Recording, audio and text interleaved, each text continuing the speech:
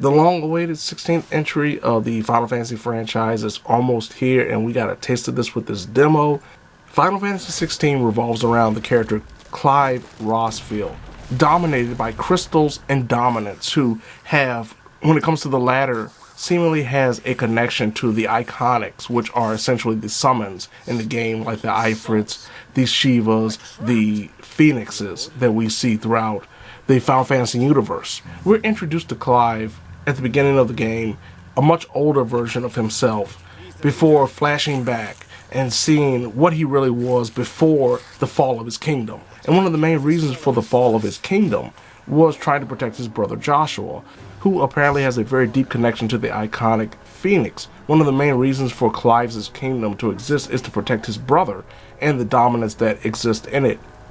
And this ties greatly into the gameplay because, as we see not necessarily during the prologue chapter, which is the first couple of hours of this demo, but the iconic challenge, which is set according to the game about 5, maybe 7 hours deep into the actual story, where you're able to utilize multiple versions of the iconic powers you have adopted. And it's through the iconic challenge that you're able to really see what the gameplay has to offer. And that's what really stood out to me, was the fact that this gameplay is a great mix of the floaty kind of whimsical Final Fantasy XV combat and the more steadfast, parry heavy, especially with one particular iconic set, Team Ninja version of Stranger of Paradise from last year. With the triangle button, you're able to shoot off magic attacks, unlimited MP, so you don't have to worry about that. Of course, the square button allows you to perform melee attacks. You have a jump button with the X button. And the circle button has a specific special ability that is tied to whatever iconic is currently being utilized. So for example, if you're utilizing the Phoenix iconic, you're able to pull off a kind of a teleport dash with the circle button. And if you're utilizing the Titan iconic, you're able to actually pull off a shield, which if you do at the proper time, you can parry an attack and actually land a counter melee strike. That became one of my favorite tools by the end of the iconic challenge, and something that I will definitely be utilizing a lot when I get the full game. Now, even though you have unlimited MP, you have the ability to utilize these special specific abilities with the iconics unlimited times, there are some cooldown factors so you can't become this all-powerful beast. And that is the special abilities that are triggered by the R2 button. If you hold down the R2, you can utilize the melee strike to pull off a special attack or a magic attack that run on a cooldown meter, so you cannot utilize them over and over again. And a lot of the times these are best used either when, specifically with the Phoenix for example, utilizing a whirlwind attack that is able to disperse a bunch of enemies at one time, or a knockdown with the Titan version of that magic special ability.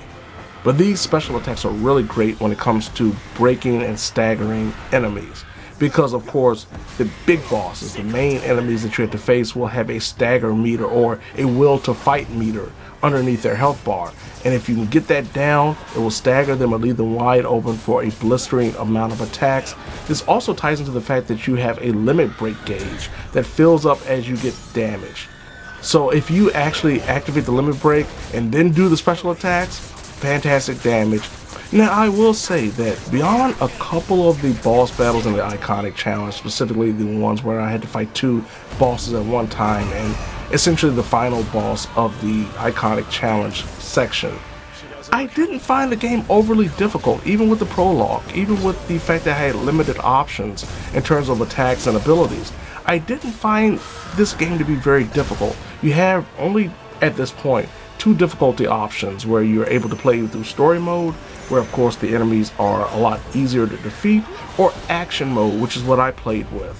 And that still felt relatively easy, even with the prologue, because thanks to not only the abilities, but the ability to dodge, you have these cinematic strikes that show up during boss battles and the cinematic evade.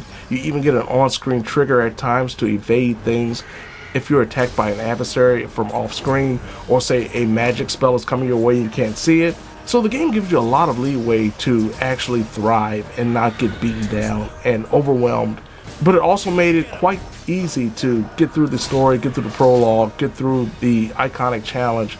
Another thing I must note, that you are not playing this alone. Both times during the prologue and the iconic challenge, I had backup, be it a fellow soldier or the dog Trogo, who works very similar to Red 13 from the Final Fantasy VII Remake, where he does automatic attacks and you can actually send him to do specific attacks with the touch of the D-pad.